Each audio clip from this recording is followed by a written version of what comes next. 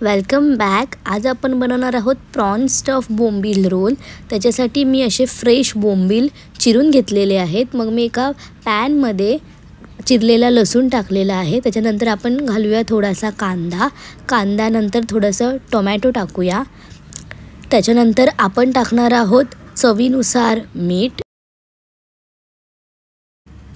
टाकून झाल्यानंतर आपण त्याच्यामध्ये टाकणार आहोत गरम मसाला टाकल्यानंतर आपण त्याच्यामध्ये टाकूयात हळद टाकल्यानंतर आपण त्याच्यामध्ये टाकूयात लाल मिरची पावडर टाकल्यानंतर आपण हे सर्व मिश्रण मिक्स करून घेऊया छानपैकी। आणि त्याच्यानंतर टाकणार आहोत आपण कोलंबी बारीक करून घेतली आहे, किंवा तुम्ही करंदी असेल तुमच्याकडे तर तुम्ही करंदीही घालू शकतात।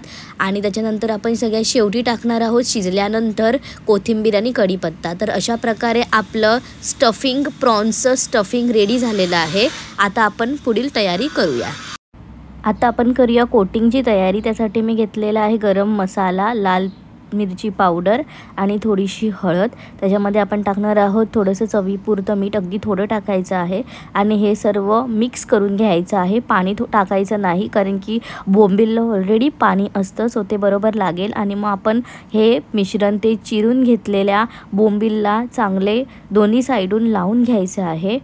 तुम्ही बघू शकतात व्हिडिओत दाखवल्याप्रमाणे मी असं हे लावून घेतलेलं आहे बोंबीलला।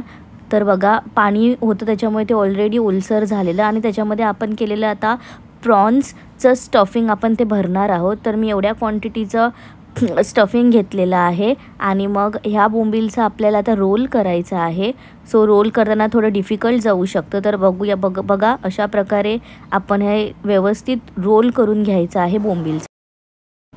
तर असा रोल तयार करून झाल्यानंतर आपण एका टूथपिकच्या सहाय्याने असा रोल बंद करून घेणार आहोत त्याच्या एजेसकडून, जेणेकरून ते आपण जे स्टफिंग भरलेलं आहे ते बाहेर येणार नाही।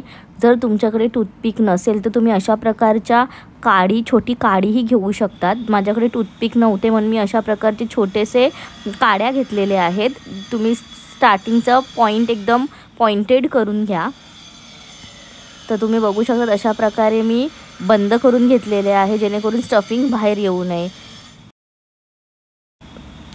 तर मी 3 बोंबील घेतले होते आणि तिन्ही बोंबीलमध्ये मी स्टफिंग अशा प्रकारे भरून ते चांगले बंद करून घेतलेले आहेत। तर बघा हे थोडं डिफिकल्ट जाऊ शकतं करण्यासाठी, तर तुम्ही बेटर आहे की टूथपिकच वापरा, ते पॉइंटेड असल्यामुळे ते प्रॉपर बसू शकतं। तर बघा तुम्ही अशा प्रकारे मी सर्व बंद करून घेतलेलं आहे। तर अशा प्रकारे तुमच्याकडे जेवढे बोंबील असतील त्याचे असे रोल करून साईडला ठेवून द्यायचं आहे। आणि आपण अजून एका कोटिंगची तयारी करणार आहोत। त्यासाठी मी घेतलेलं आहे थोडंसं तांदळाचं पीठ घेतल्यानंतर मी घेतलेला आहे थोडासा रवा। त्याच्यामध्ये आपण टाकूयात लाल मिरची पावडर, हळद आणि गरम मसाला असेल तर तुम्ही टाकू शकता, पण ऑलरेडी आपण गरम मसाला टाकलेला आहे, त्याच्यामुळे मी फक्त लाल मिरची पावडर टाकून ते मिक्स करून ते आपले जे रोल होते ते प्रॉपर डीप करून घेणार आहे। त्याच्यामध्ये ते रवाचं कोटिंग प्रॉपर लावायचं आहे त्याला। आणि अशा प्रकारे आपल्या सर्व बोंबील्सला रव्याचं कोटिंग लावून झाल्यानंतर लास्ट स्टेप आहे ती म्हणजे हे फ्राय करायचं। तर तुम्ही हे डीप फ्रायच करा, जेणेकरून ते मस्त सर्व साईडून शिजतील आणि मस्त कुरकुरीत होतील। तर तुम्ही बघा मी असं डीप फ्रायला टाकलेलं आहे, बाहेर अजिबात येत नाही त्याच्यामधलं कोटिंग, मस्त छान कुरकुरीत डीप फ्राय होतात।